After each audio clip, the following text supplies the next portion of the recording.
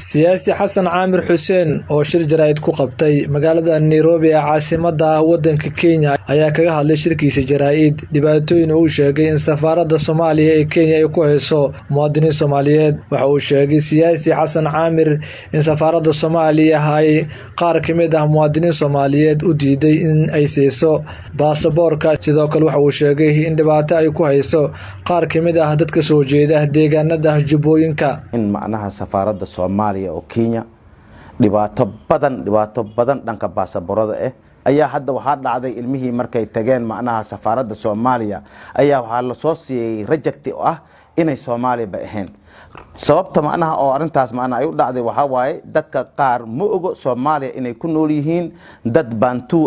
oo magacyadoodii macnaha kala duwan oo macnaha aan macnaha ahayn magacyada dadka macnaha kusheetiga ama dadka jiraacada aan ahayn magacyo ku duwan inay wataan kulleedu war loo mahayo safaaradihii lagu soo celiyay ayagoo markaas macnaha raboodkoodii iyo lacagtooda ay u gudbiyeen ayaa waxa la yiri macnaha runtii Soomaaliya ma tihiin waxa u dhalateen wadamo kale oo Afrikaan ah taasan aad iyo aad ugu xanuunsanay haddaan nahay siyaasiyiin haddaan nahay dadka musharaxiinta u diyaarsan oo marka inay macnaha oo runtii macnaha isbedelka Soomaaliya ay ka qayb galaan haddaan nahay arintaas aad iyo aad ayaan ugu xanuunsanay annaga ilmaheeni waxa waaye ilmo aqoon-yahan oo u baahan macnaha inay baasabooro qaataan baasaboorkana runtii magacyada dadka Bantuuda oo macnaha runtii waa magacyo kala duwan ay leeyihiin hadda ilmaha rejectada la soo siiyay ma aha 2 iyo 3 iyo 4 ma aha waa ilmo badan oo maanta macnaha runtii rabaan ilaa 300 gaar ayaa Nairobi gudihiis looga diiday oo iyagoo la leeyahay macnaha magacyada aad wadatiin magacyo Soomaali ma aha sida dartiis ayaa waxa loo soo siiyay reject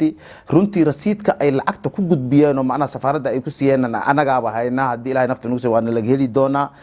runtii arimaha macnaha ama wasaaradaha qaabilsan arimahan macnaha oo hadda aan soo sheegnay sida baasaboorada iyo arimo kale macnaha oo aqoon-yahanada oo macnaha u baahan macnaha wasaaradaha qaabilsan waxaan rabnaa ilmaha macnaha sida lagu sameeyay safaaradda Soomaaliya ee Kenya ay ku sameysay waxaan rabnaa hadii ay tahay arimaha dibadda hadii ay tahay arimaha gudaha waxaan rabnaa ilmaha si degdeg ah in arimahaas loogu soo fasaxo ilmahaas lacagtoodii waa shubeen rasiidkoodana waa la haystaa ma aha ilmo banaanka lagu soo dhoobay lagu soo jijiidiyo magacyadooda la keenay rabaan in baasaboor Soomaali la siiyo ma aha waa ilmo dhab ah oo Soomaali ah. Ugu dambeyn siyaasi xasan caamir xuseen ayaa madaxda ugu sareysa dalka wuxuu ugu baaqay in dhibaatada ay safaaradda Soomaaliya ee Kenya ay ku hayso dadkaasi wax laga qabto.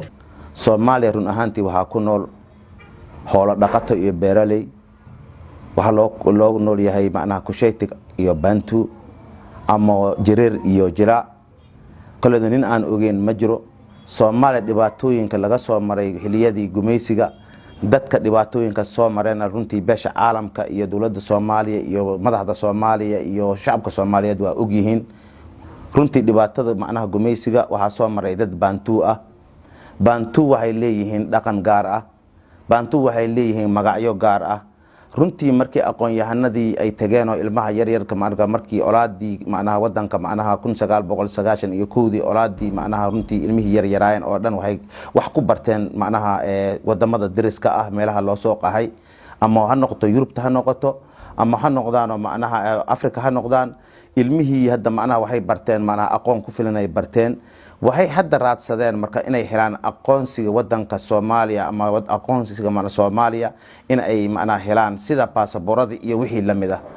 maadaama ilmihii ay macnaha ka soo baxeen macnaha xirooyinka ay ku jiraan aqoon-yahano ay yihiin oo ay u baahdeen in wadamada ay u raadsadaan scholarship ama macnaha ay u raadsadaan waxyaalo badan oo macnaha oo shaqo ay u raadsadaan maadaama aqoontooda ay ku filan tahay annaga magacyadeena Bantu haddaan nahay waxa ku jirta hadii gabdho ay yihiin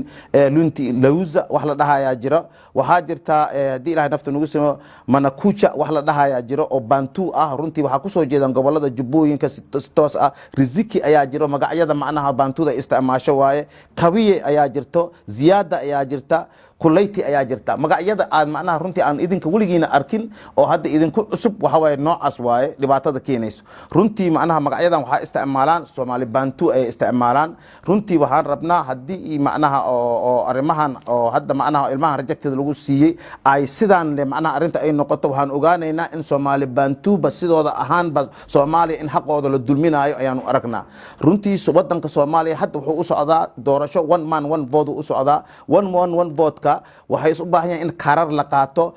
qaato macnaha runtii waraaqadooyin oo macnaha oo xaqiijin ah in qofka Soomaali uu yahay in la qaato loo baahan yahay hadii dadka ay wadanka macnaha runtii vote ay gali lahaayeen oo